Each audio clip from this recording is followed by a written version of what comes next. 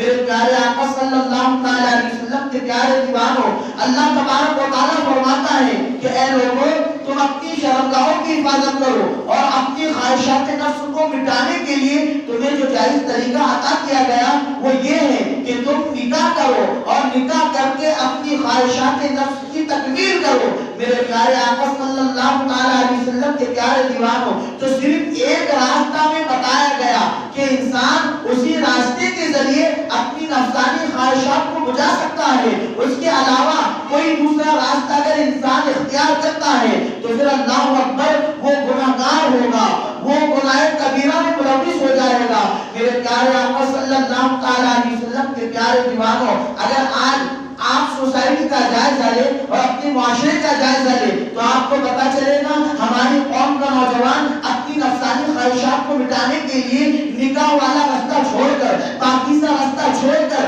غلط رستوں کو اختیار کرتا ہے۔ اور آپ دیکھیں کہ ایک انسان، میں ذرا کھل کے کہتا ہوں کہ ہمارا نوجوان اپنی خواہشات کو مٹانے کے لیے اپنے ہاتھوں سے اپنی جوانی برباد کرتا ہے، اپنے آپ کو برباد کرتا ہوا نظر آتا ہے۔ لیکن یاد رکھنا اللہ کے پیارے رسول صلی اللہ علیہ وسلم نے ایسے شخص پر لعنت فرمائی ہے کہ جو اپنے ہاتھوں سے اپنے سرمایہ کو برباد کرتا ہے، اس پر اللہ کے رسول کی لعنت ہے، اسے ملعون قرار دیا گیا ہے۔ یعنی کہ اگر انسان اس طریقے سے اپنی نفسانی خواہشات کو مٹائے تو اس پر اللہ کے رسول کی لعنت کی گئی ہے۔ اور اگر انسان اس راستے کو چھوڑ کر وہ سوچے کہ میں اپنی نفسانی خواہشات کو زنا کے ذریعے پورا کر لوں تو اللہ اکبر، اس کے متعلق قرآن مقدس میں اللہ تبارک و تعالیٰ نے فرمایا وَلَا تَقْرَبُوا الزِّنَا إِنَّهُ كَانَ فَاحِشًا، کہ زنا کے قریب نہ جاؤ، بے شک یہ بہت ہی برا راستہ ہے، بہت ہی بری چیز ہے۔ اللہ اکبر، میرے پیارے آقا صلی اللہ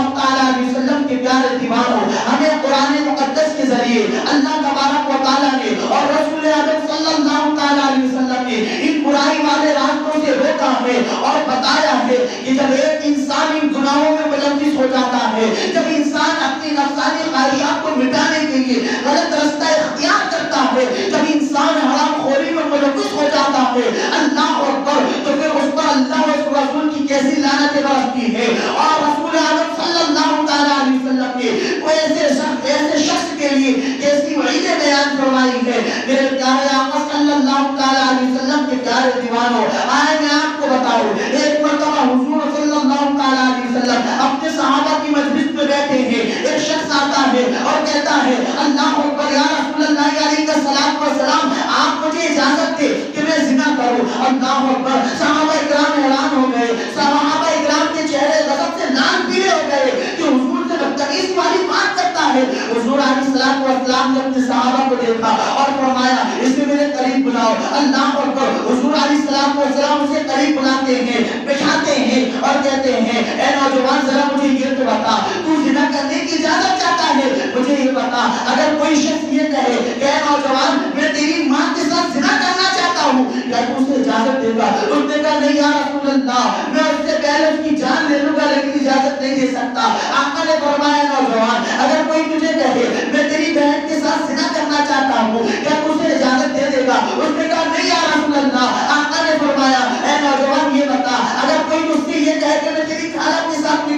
زنا کرنا چاہتا ہوں، کیا تو اسے اجازت دے گا؟ اس نے کہا نہیں یا رسول اللہ۔ اللہ اکبر، پھر حضور علیہ السلام نے فرمایا اے نوجوان اگر کوئی تیری ماں کے ساتھ زنا کرنے کی اجازت مانگے، تیری بہن کے ساتھ زنا کرنے کی اجازت مانگے، تیری بیٹی کے ساتھ زنا کرنے کی اجازت مانگے تو تیری غیرت گوارا نہیں کرتی کہ تو اسے اجازت دے، تو اس کے لیے کچھ بھی کرنے کو تیار ہو جاتا ہے۔ ذرا یہ تو بتا، اگر تو کسی کے ساتھ زنا کرے گا وہ بھی تو کسی کی ماں ہوگی، وہ بھی تو کسی کی بہن ہوگی نا، وہ بھی تو کسی کی بیٹی ہوگی۔ اللہ اکبر، میرے پیارے آقا صلی اللہ علیہ وسلم کے پیارے دیوانوں، حضور علیہ السلام نے اس کی تربیت کی، اسے بتایا، گویا کہ یہ کہا اگر تو کسی کے ساتھ زنا کرے گا یقیناً وہ بھی کسی کی ماں بہن بیٹی ہوگی۔ یقیناً یاد رکھنا اگر تو کسی کے ساتھ کرے گا تو پھر تیری ماں بہن بیٹی بھی محفوظ نہیں رہ سکتی۔ وہ نوجوان اللہ اکبر اپنی نگاہوں کو نیچے کرتا ہے، صحابہ کرام کہتے ہیں اس کی آنکھوں سے آنسو جاری ہو گئے۔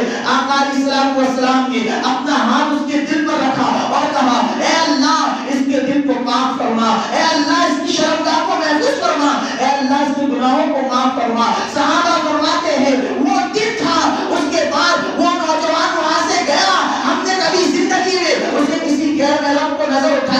دیکھا. اللہ اکبر. یہ رسول اعظم صلی اللہ تعالی علیہ وسلم کی تربیت کی